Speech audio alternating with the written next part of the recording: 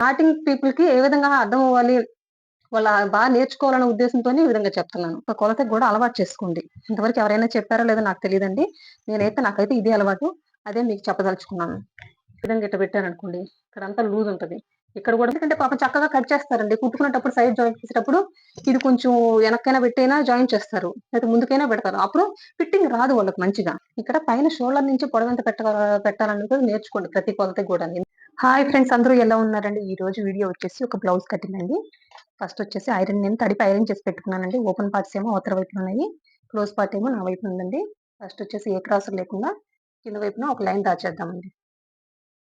చూడండి, ఫస్ట్ వచ్చేసి main important అండి. ఏ క్రాసులు లేకుండా ఖచ్చితంగా కింద వైపున ఒక లైన్ డ్రా చేసి తీరాలి. చూడండి, ఇది కింద ఇక్కడ వచ్చేసి బ్లౌజ్ పొడవు వచ్చేసి ఖర్చులతో కలిపండి. చూడండి, 15.5 పెడుతున్నానండి. 15.5కి మార్క్ చేశాను. సేమ్ అదే విధంగా ఇటువైపున కూడా నేను 15.5 ఇంచులకు మార్క్ చేస్తున్నానండి. మార్క్ చేసిన ఈ రెండింటిని కలుపుతూ ఒక లైన్ డ్రా చేశాను. ఇది డీప్ నెక్ బ్లౌజ్ అండి. చెప్పింది ఇక్కడ వచ్చేసి 32 నడుమండి. 32లో 4వ భాగం ఎంత అండి? 8 ఇంచెస్. సేమ్ అదే 8 ఇంచెస్ నేను ఇక్కడ మార్క్ చేసుకుంటున్నానండి. దానికి డాట్ కోసం అండి, బ్యాక్ సైడ్ డాట్ పడతాం కదా, దానికోసంగా నేను 1 ఇంచ్ డాట్ అండి. ఓకేనండి. ఇప్పుడు చెస్ట్‌లో 4వ భాగం ఎంత అండి? సారీ, నడుము కొలత 4వ భాగం ఎంత అండి? 8 ఇంచెస్. దానికి 1 ఇంచ్ అండి. 8 ఇంచెస్‌కి 1 ఇంచ్ కలిపితే ఎంత అండి? 9 ఇంచులు. ఈ 9 ఇంచులని ఇక్కడ చెస్ట్ లూజ్‌గా మార్క్ చేసేసుకుందామండి. కొంతమంది మరి చెస్ట్ ఎక్కువగా ఉంది అనుకుంటే ఇక్కడ 1.5 ఇంచు కూడా మనం యాడ్ చేసుకుంటాం. అప్పుడు 9.5 అవుతుందండి. వీళ్ళకేమో అవసరం లేదు కాబట్టి నేను 9 ఇంచెస్‌కే మార్క్ చేసుకుంటున్నాను. దీని గురించి కూడా తర్వాత ఎక్స్‌ప్లెయిన్ చేస్తానండి. ఇప్పుడు ఇది అయిపోయిందా? ఇక్కడ చూడండి. నేను షోల్డర్ వచ్చేసి 5.5 ఇంచులకి మార్క్ చేసుకుంటున్నాను. ఇక్కడ చూడండి, చంక డౌన్ వచ్చేసి 6 ఇంచులకి మార్క్ చేసుకుంటున్నాను. ఇటువైపున కూడా ఈ విధంగా 6 ఇంచులకి మార్క్ చేసేసుకుంటే ఏమంటే ఏ క్రాస్ లేకుండా ఒక లైన్ డ్రా చేసుకోవచ్చండి. ఇక్కడ చూడండి, ఇక్కడ 5.5 మార్క్ చేస్తున్నాం కదా, సేమ్ ఇక్కడ కూడా 5.5కి ఈ విధంగా మార్క్ చేసేసుకొని ఈ రెండింటిని కలుపుతూ ఒక లైన్ డ్రా చేయడమేనండి. ఓకేనా? ఇక్కడ కదండి చెస్ట్ లూజ్ 9 ఇంచెస్, ఇక్కడ డాట్‌తో కలిపి 9 ఇంచెస్ అనమాట. ఈ రెండింటిని కలుపుతూ ఒక లైన్ డ్రా చేయడమేనండి. ఇప్పుడు వచ్చేసి ఖర్చు చూడండి, పావు తక్కువ 2 ఇంచులు పెడుతున్నానండి. చూడండి, ఈ పావు తక్కువ 2 ఇంచులు మార్క్ చేసుకున్నాం కదా, ఈ రెండింటిని కలుపుతూ కూడా ఒక లైన్ డ్రా చేసేసానండి. ఇక్కడ చూడండి, ఇక్కడ చంక వైపున వచ్చేసి ఈ విధంగా ఒక లైన్ డ్రా చేసేసుకున్నాము. ఇక్కడ నుంచి అండి 1.5 ఇంచులకి ఈ విధంగా ఒక మార్క్ పెట్టుకొని ఈ కర్వ్స్‌కి వెళ్ళింది కదా, దీన్ని ఈ విధంగా ప్లేస్ చేసి ఈ లైను, ఈ మార్కింగ్, ఈ లైను, ఈ 3 టచ్ అయ్యే విధంగా ఈ స్కేల్‌ని ప్లేస్ చేసి ఈ విధంగా రౌండ్ షేప్ ఇచ్చేయడమేనండి. పర్ఫెక్ట్ ఉంటది. ఈ కొలతకొచ్చేసి ఇక్కడ 1.5 తీసి చూడండి మీరు. పెద్ద సైజు వాటికొచ్చేసి 1.5 ఇంచు ఈ విధంగా తీసామనుకోండి, చంక వైపున ఏ విధమైన ముడతలు రావండి. చిన్న సైజు వాటికనంటే 30 బిలో ఉండే వాటికనుకోండి, ఇక్కడ వచ్చేసి 1 ఇంచ్ పెట్టి చూడండి, మీకు చాలా డిఫరెన్స్ తెలుస్తదనమాట. ఓకేనండి. ఇప్పుడు చూడండి, ఇక్కడ ఎంతండి టోటలు? 9 ఇంచెస్ కదా, అందులో సగం ఎంత? 4.5 అండి. సేమ్ 4.5 ఈ విధంగా మార్క్ చేసుకొని ఈ విధంగా ఒక లైన్ డ్రా చేసుకుంటున్నానండి. ఓకేనా? ఈ డాట్ పొడవు వచ్చేసి 4 ఇంచులకి పెట్టుకుంటున్నానండి. ఈ విధంగా 4 ఇంచెస్‌కి మార్క్ చేసేసాను. డాట్ పొడవు వచ్చేసి ఇది 1 ఇంచ్ డాట్ కాబట్టి ఇటువైపున 1/2 ఇంచ్, ఇటువైపున 1/2 ఇంచ్ అనమాట. ఇక్కడ చూడండి, సైడ్ క్రాస్ వచ్చేసి ఒక 1/2 ఇంచ్ అండి. ఇక్కడ కదండి డాట్ కుట్టేస్తాము, దీన్ని లోపలికైతే మార్క్ చేయకూడదండి. అంటే ఇప్పుడు తీసే క్రాస్ వచ్చేసి ఇక్కడ నుంచి అయితే ఈ విధంగా పెట్టయితే తీయకూడదండి. ఇక్కడ నుంచి తీయాలి, లేకపోతే మీరు ఇక్కడ నుంచి తీసుకున్న ప్రాబ్లమ్ ఏమి ఉండదు. ఓకేనండి. ఇక్కడ డాట్ కుట్టేస్తాం కదా, నేను ఇక్కడ నుంచి తీస్తున్నాను. ఓకేనండి. ఇవి చిన్న చిన్న టిప్స్ అనమాట. ఫాలో అయ్యి మార్క్ చేసుకొని కట్ చేసుకోవాలి. ఇక్కడ చూడండి, నెక్ వచ్చేసి నేను 2.5 ఇంచులకి మార్క్ చేసుకున్నాను. షోల్డర్ వచ్చేసి 3 ఇంచెస్ అండి.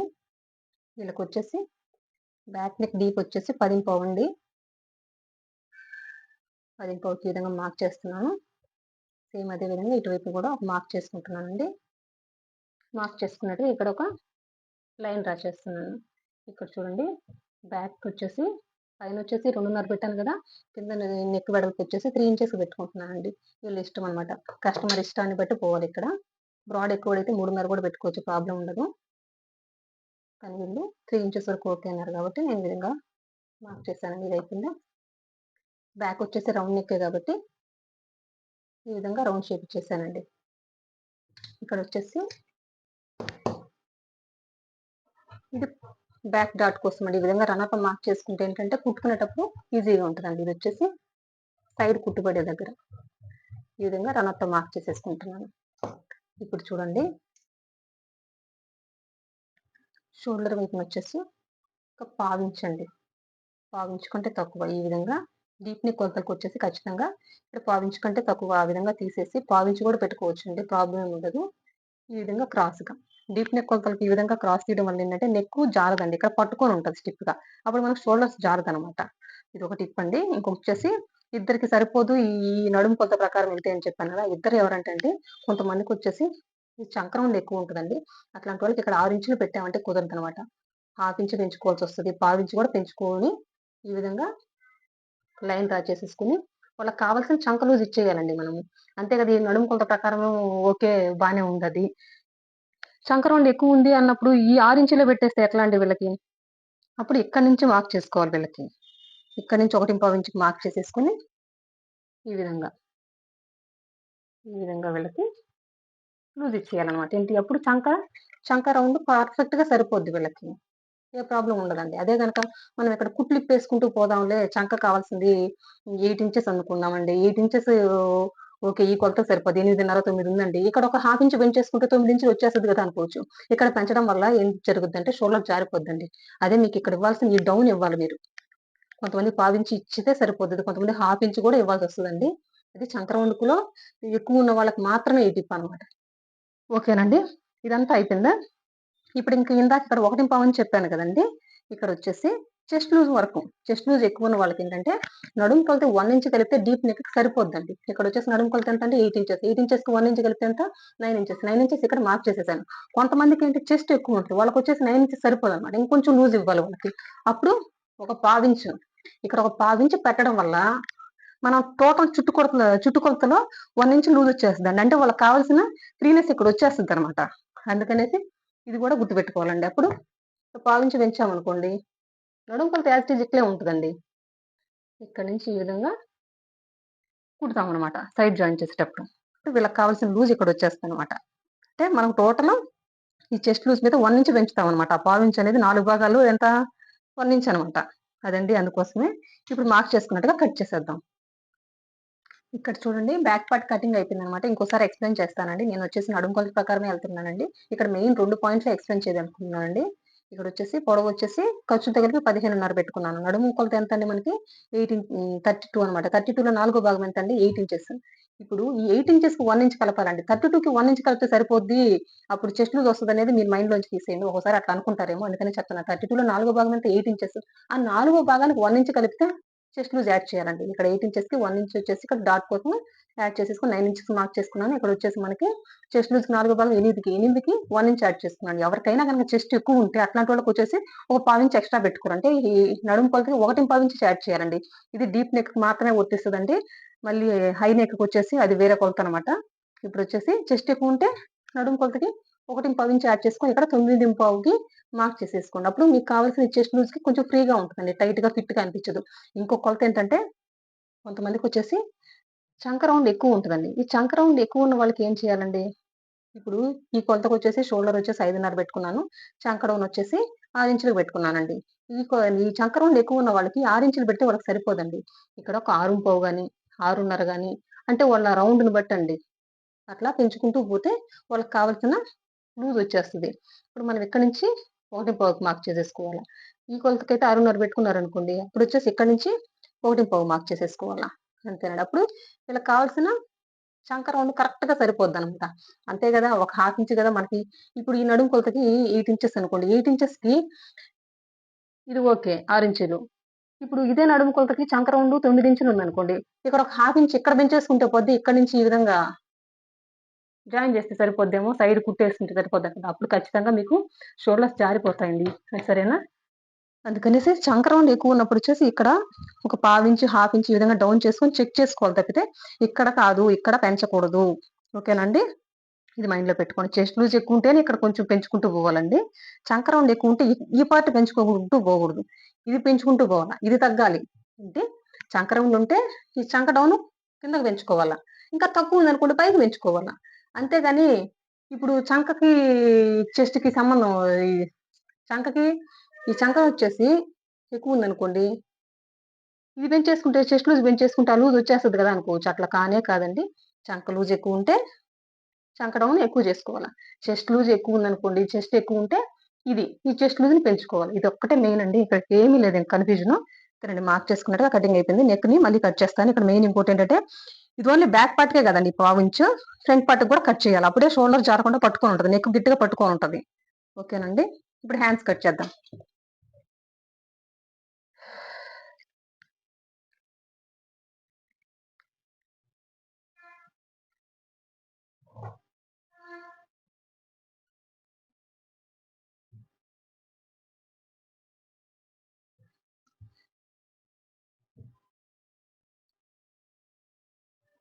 ఇక్కడ చూడండి కింద వైపున ఏ క్రాసులు లేకుండా ఒక లైన్ డ్రా చేసుకుంటున్నానండి. ఇక్కడ చూడండి హ్యాండ్ పొడవు వచ్చేసి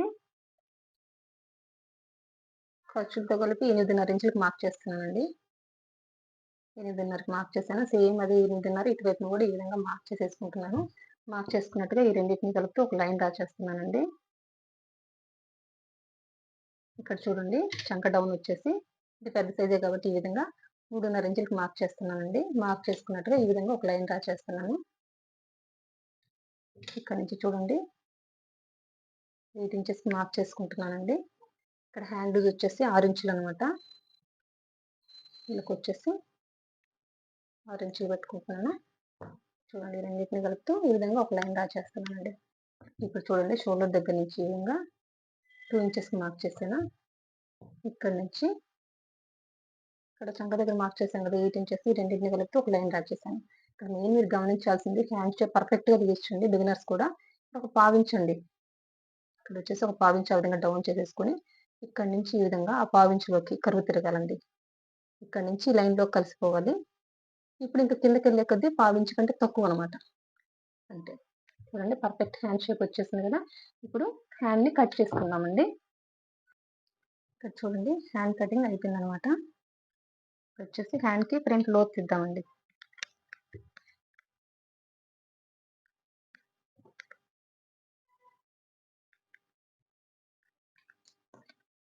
ఇక్కడ చూడండి షోల్డర్ వైపున వచ్చేసి మిడిల్‌లో ఘాటు పెట్టాను కదా! అక్కడి నుంచి 1 ఇంచ్‌కి ఈ విధంగా మార్క్ చేసుకొని ఇక్కడి నుంచి ఎంత ఉందండి 7 ఇంచెస్ అనమాట. అంటే అందులో సగం వచ్చేసి 3.5 అండి. 3.5కి ఆ విధంగా మార్క్ చేసుకొని ఇక్కడ వచ్చేసి 3/4 ఇంచు లోతు తీస్తున్నానండి.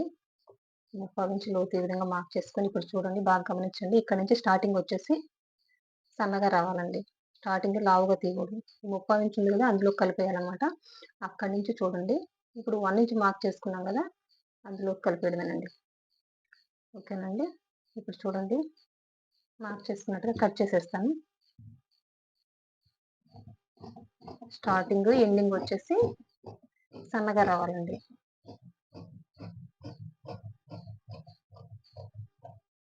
ఓకేనండి. షేప్ చూసారు కదా! పర్ఫెక్ట్ ఎస్ షేప్ అనమాట. ఒక టైప్ ఆఫ్ కర్వ్ అనమాట. ఇది వచ్చేసి ఫ్రంట్ పార్ట్ అని తెలియడం కోసం నేను ఈ విధంగా రమ్మతో మార్క్ చేసుకుంటున్నానండి. ఇప్పుడు చూడండి ఇది కూడా పక్కన పెట్టేస్తున్నాను. ఇప్పుడు వచ్చేసి ఫ్రంట్ పార్ట్ కట్ చేసుకుందాం. ఫ్రంట్ పార్ట్ కట్ చేసేటప్పుడు గమనించుకోండి ఓపెన్స్ ఏమో నా వైపున పెట్టుకుంటున్నాను.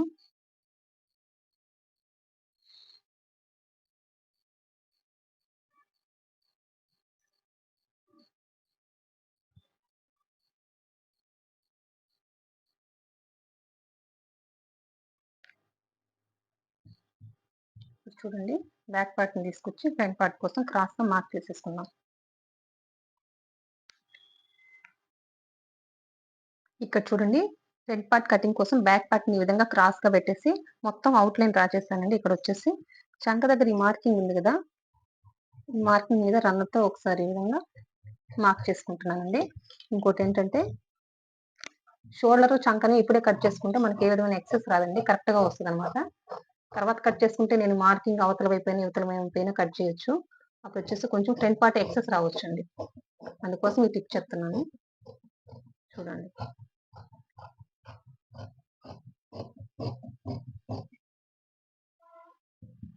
ఇక్కడ వచ్చేసి బ్యాక్ పార్ట్ మార్కింగ్ మీద కూడా ఆ విధంగా రన్తో మార్క్ చేసుకున్నాను. ఇక్కడ చూడండి నెక్ని కూడా ఈ విధంగా కట్ చేస్తున్నాను. ఇక్కడ ఫ్రంట్కి బ్యాక్కి కలిపి అని చెప్పాను కదా, ఈ పావించును కూడా కట్ చేస్తున్నాను రెండింటికి కలిపి. ఓకేనండి, ఇంకా బ్యాక్ పార్ట్తో ఏం పని లేదు, తీసేస్తున్నాను. ఇప్పుడు చూడండి ఫ్రంట్ నెక్ మార్క్ చేసుకుంటున్నాను. ఫస్ట్ 6.5 ఇంచులు అండి, 6.5 ఇంచులకు ఆ విధంగా మార్క్ చేసుకొని ఈ విధంగా ఒక లైన్ డ్రా చేస్తున్నాను. ఇక్కడ ఆల్రెడీ రన్నతో మార్క్ చేసుకున్నారు, వాటికి కూడా ఒక లైన్ డ్రా చేద్దామండి. ఫ్రంట్ లో తీయడం ఈజీ అవుతుంది అనమాట. ఈ విధంగా రన్నతో మార్క్ చేసేసుకుంటే ఫ్రంట్ లో తీయడం చాలా ఈజీ అవుతుందండి. అందుకోసం ఇప్పుడు చూడండి ఇక్కడ వచ్చేసి 2.75 మార్క్ చేస్తున్నాను కింద వైపున. ఈ రెండింటిని కలుపుతూ ఒక లైన్ డ్రా చేస్తున్నాను. ఇక్కడ ఆల్రెడీ కొంచెం కట్టు పెట్టాం కదా, అక్కడ వరకు మార్క్ చేసేసానండి. ఇక్కడ వచ్చేసి చూడండి ఫ్రంట్ నెక్ అండి, ఈ విధంగా రౌండ్ షేప్ ఇచ్చేసాను. ఫ్రంట్ రౌండే కాబట్టి రౌండ్ షేప్ ఇచ్చేసానండి. ఇక్కడ చూడండి 1/2 ఇంచ్ అనమాట, చంకలోతో వచ్చేసి 1/2 ఇంచ్ అంతే.